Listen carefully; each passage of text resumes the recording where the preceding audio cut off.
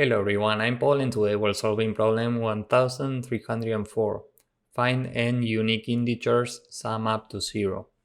This is an easy one, so next I will show you my thought process and efficient solution. The description is simple. We are given an integer n and we need to return any array containing n unique integers such that they add up to 0. So if n is 4, we need to return an array with 4 values which add up to 0. Now maybe you are thinking about using 1, 1, minus 1, minus 1. But the problem is here, we need unique values, so this is not possible. Now one possible solution is minus 7, 0, 3, and 4. And the sum of these values is 0, so this is correct. This is a valid result. But the problem is that we don't see any pattern here. This looks almost like random numbers. Now the question is, what pattern can we use to solve this for any input?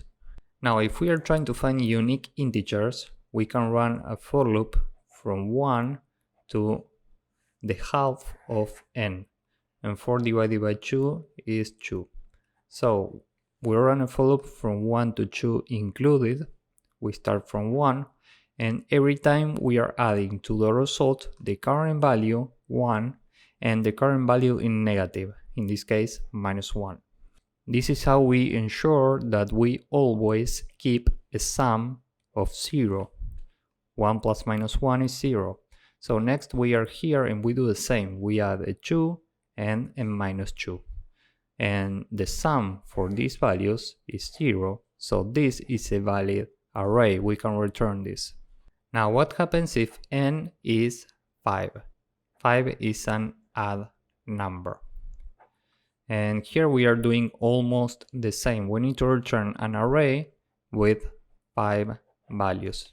So we're running a for loop from 1 to 5 divided by 2.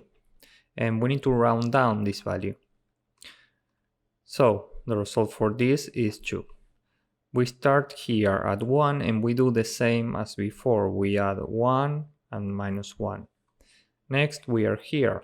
So we add 2 and minus 2. And now we end this loop and we need to run a final check. If the current number n is odd, we add a 0 in the last position. Why? Well, because we need to return an array of size n. So if n is odd, we add 0 and we return this. So this is it for the approach. Now let's go with the code. First we say half is n divided by 2. Remember, we need to round down this value. That's why we use this. The result is an empty array. And now for x in range from 1 to half plus 1, remember that this is included, so we add plus 1. Result dot append x and result dot append minus x. And here we do a final check, which is if n modulo 2 is different from 0, meaning if n is an odd number, we add to the result 0, because we need to return an array of size n. Finally, we return result. So this is it for the code. Now let's submit this and see if it works. As you can see, this works and it's very efficient. Here we are iterating values in the range from 1 to n divided by 2. So time complexity is overall big O of n, and space complexity is big O of n also. So if you found this useful, please drop a like, subscribe, and see you in the next one. Bye bye.